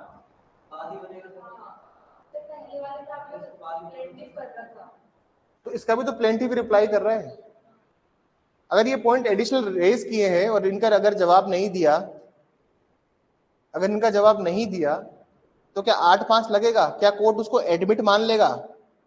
8-5 ये बोलता है ना कि अगर आपने उसको मना नहीं किया तो न्यायालय मान लेगा कि आप उनको एक्सेप्ट कर चुके हो। सवाल ये है कि कोर्ट ये मान लेगा क्या कि आप उसको एक्सेप्ट कर चुके हो? हाँ जी ऑनलाइन वाले बच्चे, सारे बच्चे बताइए। नहीं मीनू आंसर बताइए, क्यों नहीं मानेगा? या तो हाँ होगा या ना होगा, डिस्क्रिप्शन नहीं है। 8-5 समझ में आ गया सबको? 8-5 क्या होता है? ऑर्डर 8 रूल 5 क्या है? अगर सर आपने मना नहीं किया तो एक्सेप्ट मान लिया जाता है। मान लीजिए अगर यहाँ पे 5 पॉइंट थे और 5 पॉइंट का जवाब नहीं दिया था उसने, तो एक्सेप्ट मान लेता था। रिटर्न स्टेटमेंट में नहीं लिखोगे तो एक्सेप्ट मान लेंगे।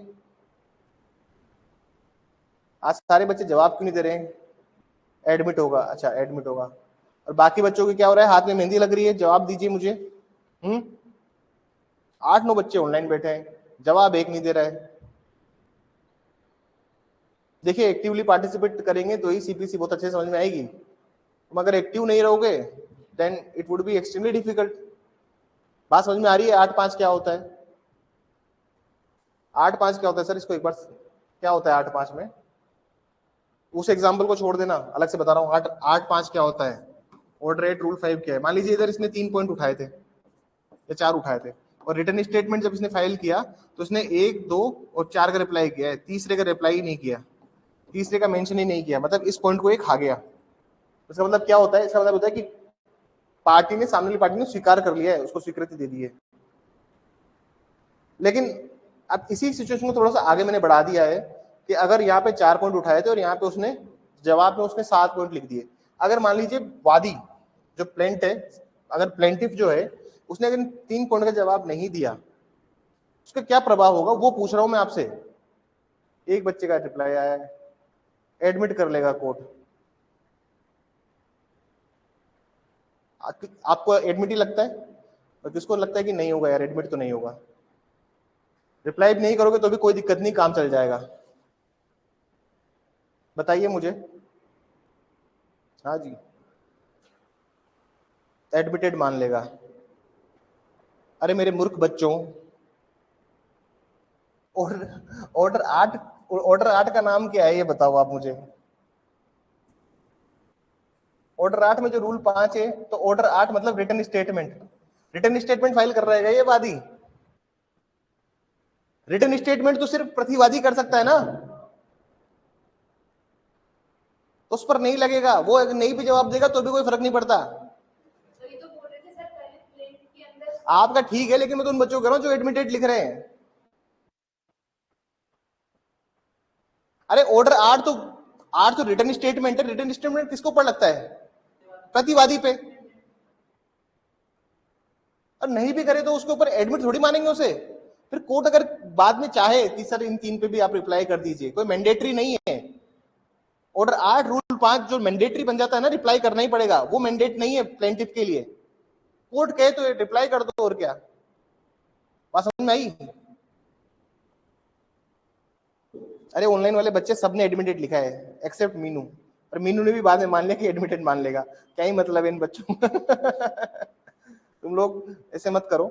ऑनलाइन में कम समझ में आता है क्या? ऑनलाइन थोड़ा कम समझ में आता है? अरे तो ऑफलाइन आ जाओ, सीपीसी चल रहा है साहब, जीवन भर काम आएगा, यह सब्जेक्ट है, इसके बिना एक भी एग्जाम नहीं निकलती। थोड़ा सा शरीर को कष्ट दो, अपने कंफर्ट जोन से निकलो। शरीर को कष्ट नहीं देना चाहते, कोई इशू नहीं है। अब जो तुम्हें ठीक लगता है वो करो यार, तो मैंने कहना ही छोड़ दिया है। चलिए दैट्स ऑल फॉर टुडे, कल बाकी चीजें समझेंगे। अभी बेसिक फंडामेंटल है सीपीसी का। एडवोकेट के पास 2.5-3 साल घिसोगे ना तब समझ में आएगा ये चीजें। तो तुमको अभी नहीं समझ में आएगा तो क्या भाई। कुछ चीजें क्या होती है ना, वक्त के साथ समझ में आती है। अब मैं बच्चों को कहता था कि प्लीज रात में मत पढ़िए, रात में मत पढ़िए, रात में पढ़ोगे दिमाग भ्रष्ट हो जाएगा, डाउन हो जाओगे, एग्जाम में परफॉर्म नहीं कर पाओगे। और जो भी बच्चे रात में पढ़ के एग्जाम देने गए ना, उन्होंने स्कोर में डब्बा मारा है। अपनी क्लास में एक बच्चा आता है, वो तो बोलता है हाँ सर आप सही कहते थे। मैं हर बात सही कहता हूँ, तुम लोग थोड़ा लेट समझ रहे हो तो उसमें मेरी गलती नहीं है। चलिए दैट्स ऑल फॉर टुडे।